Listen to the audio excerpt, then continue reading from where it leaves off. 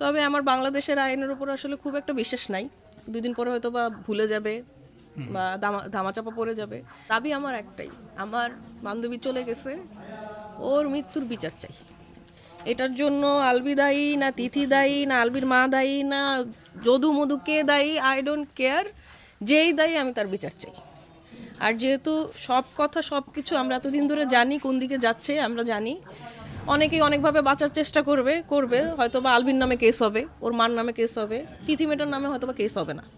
দেখা যাবে পুলিশ বলবে যে না, ও তো ডাইরেক্টলি কোনো প্রমাণ নাই আপনাদের কাছে, ডাইরেক্টলি ও কোনোভাবে ইনভলভ না, তাহলে কেন কেস করতে চাচ্ছেন? কিন্তু এটা তো আপনারাও বুঝতেছেন, আমরাও বুঝতেছি।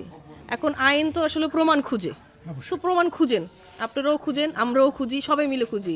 কোথাও না কোথাও তো প্রমাণ পাবো আমরা, তাই না? কোথাও না কোথাও তো প্রমাণ কেউ না কেউ বের করতে পারবে, তদন্ত করলে কিনা বের হয়ে যায়। তবে আমার বাংলাদেশের আইনের উপর আসলে খুব একটা বিশ্বাস নাই। 2 দিন পরে হয়তো বা ভুলে যাবে বা ধামাচাপা পড়ে যাবে।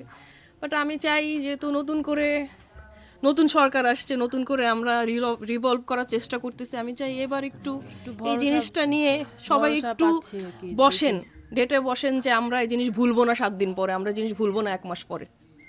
ঠিক আছে, আপনারা নিউজ করতে থাকেন, আপনারা বারবার নাড়া দিতে থাকেন, আপনারা যত দেখাবেন মানুষজন তত ইনভলভ হবে, মানুষজন তত জানতে চাবে, মানুষজনের তত জানার জন্য দেখা যাবে তদন্ত কমিটিরা আরো বেশি কাজ করতেছে, যে এত মানুষ জানতে চায়, পুরো দেশ জানতে চায়, আমাদের নামা উচিত।